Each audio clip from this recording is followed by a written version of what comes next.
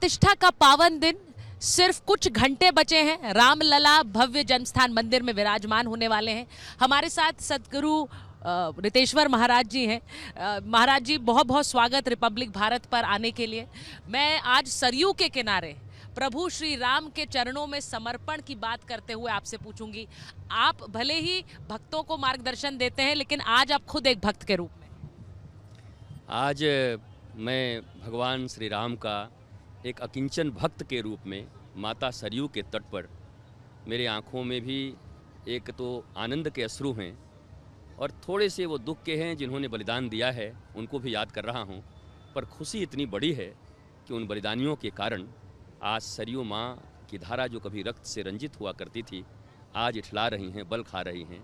आज इनकी हर लहरें मानो जय श्री राम कह के, जय सिया राम कह के, और पूरी दुनिया के 8 अरब लोगों को ये संदेश दे रही हैं कि प्रभु श्री राम सिर्फ अयोध्या में नहीं आए, बल्कि हमारे दिलों में आ चुके हैं।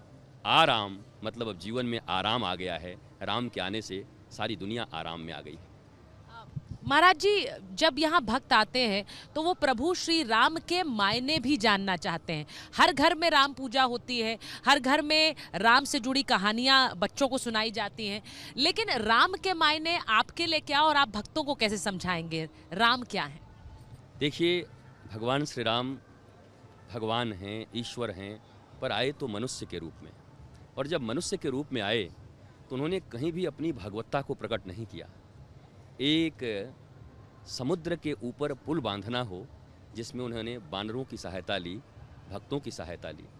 ताजमहल को लोग प्रेम का प्रतीक कहते हैं, लेकिन वो कैसा प्रेम का प्रतीक है जहाँ लोगों के हाथ काट दिए गए थे, और जिसके प्रेम के लिए बनाया गया था उसके बाद भी शारीरिक पूर्ति के लिए और विवाह कर लिए गए थे।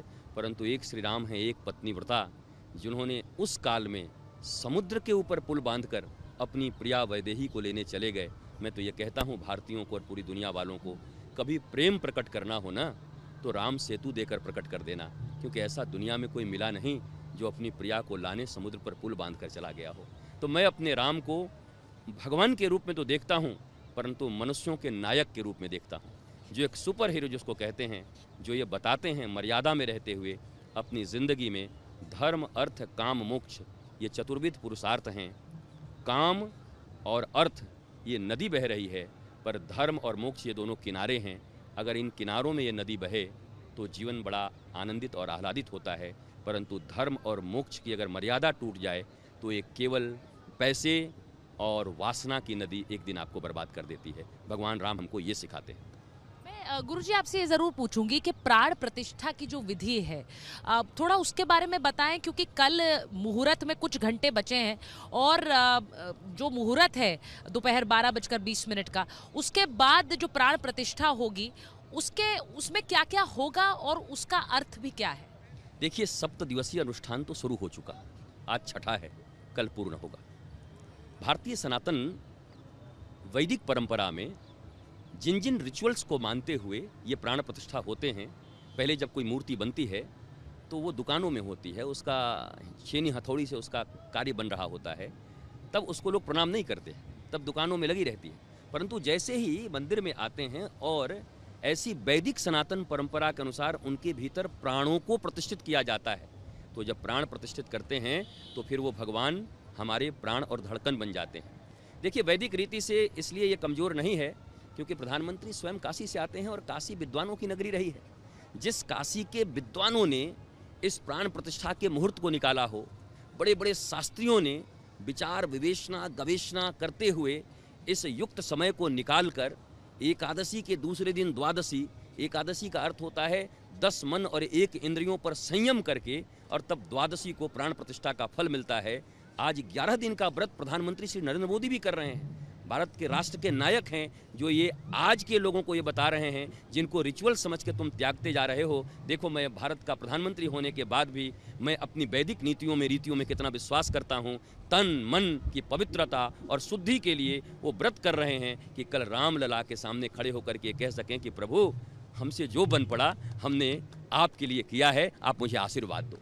आपने बड़ी अच्छी बात कही। आपने कहा प्रधानमंत्री जिस तरह से 11 दिन का अनुष्ठान कर रहे हैं, अभी भी हम देख रहे हैं कि वो दक्षिण में अलग अलग मंदिरों में जा रहे हैं, वहाँ पूजा कर रहे हैं, अलग अलग अनुष्ठान रोज कर रहे हैं।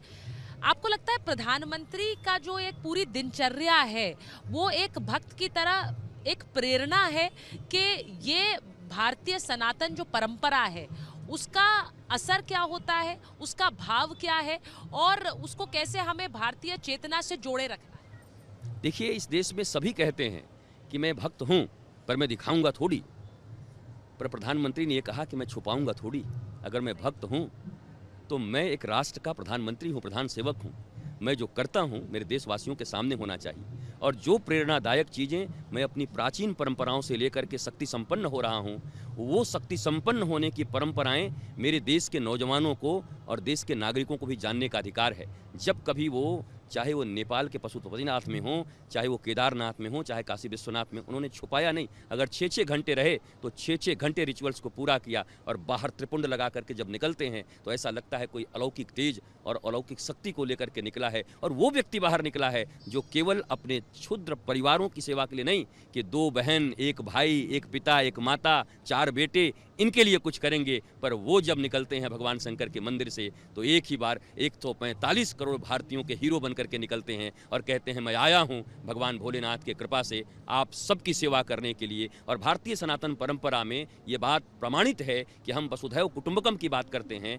वसुधा के प्रत्येक मनुष्य, 8 अरब लोग हमारे कुटुंब और परिवार की तरह हैं। तो जब प्रधानमंत्री पूजा करके निकलते हैं, रिचुअल्स का पालन करके निकलते हैं, छुपाते नहीं हैं, तो ये घोषणा कर रहे होते हैं विश्ववासियों के सामने कि मैं भोलेनाथ का भक्त, मैं राम का भक्त, केवल भारत के लिए नहीं बल्कि दुनिया के 8 अरब लोगों के मंगल के लिए आया हुआ। आपने जब कहा कि वो गर्व से कहते हैं कि वो सनातनी है, वो गर्व से कहते हैं वो हिंदू भी हैं, क्योंकि एक समय हमने ऐसा देखा है जब एक धर्म को लेकर ये सवाल पूछे जाते थे कि आप धर्म को क्यों दिखा रहे हैं, आप प्रधानमंत्री होकर मंदिरों में क्यों जा रहे हैं, ये प्रधानमंत्री से पूछा गया। आज मुझे लगता है कई वो सवालों पर भी एक तरह से अंकुश लग गया। आप पब संस्कृति को क्यों दिखा रहे हैं, आप पाश्चात्य अपसंस्कृतियों का प्रकाश क्यों कर रहे हैं, पार्टियों में शराब क्यों पी रहे हैं, ये कोई नहीं पूछता। परंतु आप मनुष्य के जीवन के उत्थान का एकमात्र कारण, मैं ये सदा कहता हूं कि पहले मटेरियल साइंस और स्पिरिचुअल साइंस दोनों थे भारत में, तब भारत विश्व गुरु था। अब मटेरियल साइंस तो रहा परंतु स्पिरिचुअल साइंस गायब हो गया। प्रधानमंत्री नरेंद्र मोदी ने भारत को स्पिरिचुअलिटी से जोड़ा है। और मैं फिर कहता हूं, लोग छुपाते हैं, प्रधानमंत्री नरेंद्र मोदी कहते हैं जो अंदर है वही बाहर है। अगर मैं भक्त हूं, भक्त का अर्थ होता है जोड़ना, विभक्त का अर्थ होता है तोड़ना।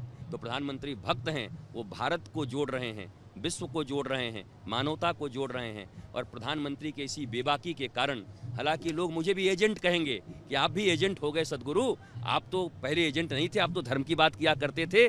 मैं ये कहता हूँ, एजेंट शब्द का अर्थ होता है संवाहक, अर्थात जो चीज़ों को सही जगह तक पहुंचा दे। यहाँ कोई गुलाब हो और आपकी नासिका तक पहुंचाने वाला हवा है, ये पवन देव। जब हनुमान जी के पिताजी पवन देव भी संवाहक अर्थात एजेंट बन करके खुशबू को लोगों के नाकों तक पहुंचाते हैं, तो मैं भी अच्छे कार्य, आध्यात्मिक कार्य और भारत के लिए अपने प्राणों को लगाने वाले प्रधानमंत्री के लिए एजेंट बन करके सारी दुनिया में उनकी बातों को पहुंचाऊंगा। इसमें मुझे कोई संदेह नहीं। गर्व से कहो मैं एजेंट हूं, गर्व से कहो मैं संवाहक हूं।